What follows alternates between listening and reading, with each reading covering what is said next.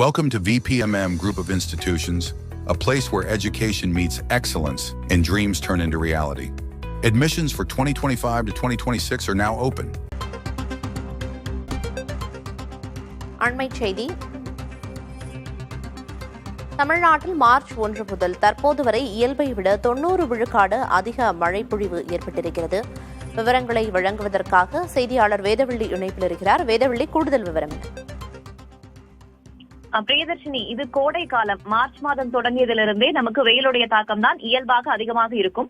ஆனா இந்த ஆண்டு அதற்கு எதிராக மழை பொழிவு அதிகமாக இருந்திருக்கிறது, குறிப்பாக உள் மாவட்டங்கள்ல.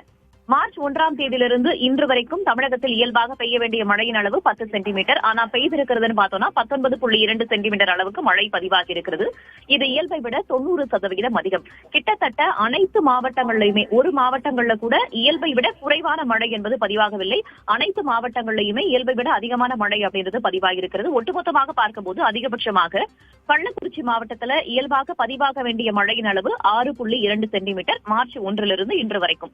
ஆனால் பதிவாகி இருக்கக்கூடிய மழையின் அளவு 28 சென்டிமீட்டர் அளவுக்கு பதிவாகி இருக்கிறது. இது இயல்பை விட 345% அதிகம் அப்படின்னு வானிலை ஆய்வு மையம் சொல்லியிருக்காங்க. சென்னையை பொறுத்தமட்டில் பெய்ய வேண்டிய மழையின் அளவு 4 சென்டிமீட்டர் மட்டும்தான் மார்ச் 1ஆம் தேதியிலிருந்து இன்று வரைக்கும். ஆனால் பெய்திருக்கக்கூடிய மழையின் அளவு 7.4 சென்டிமீட்டர் அளவுக்கு மழை பதிவாகி இருக்கிறது. இது கிட்டத்தட்ட இயல்பை விட 83% அதிகம் அப்படின்னு எதிர்பார்க்கப்படுகிறது. ஏற்கனவே நம்ம மார்ச் 1ஆம் தேதியிலிருந்து பார்க்கிறோம். மார்ச் மாதம் வெயிலுடைய தாக்கம் அதிகரித்து காணப்பட்டது. ஏப்ரல் மாதத்துடைய முதல் பாதையிலையும் வெயில் தாக்கம் அதிகரித்து காணப்பட்டது. ஆனா உள் மாவட்டங்கள்ல பரவலாக மழை பெய்து வந்தது. 3 நாட்களுக்கு முன்பு பார்த்தோம்னா கடந்த ஒரு வார காலமாக தொடர்ச்சியாக கனமழை தமிழகத்துல பதிவாகி வந்த நிலையில ஓரிரு நாட்கள் வெயிலுடைய தாக்கம் அதிகமாக காணப்பட்டது. 10 இடங்களுக்கு மேற்பட்ட இடங்கள்ல 100 டிகிரி ஃபாரன்ஹீட் வெயில் தாண்டி பதிவாகி இருந்தது.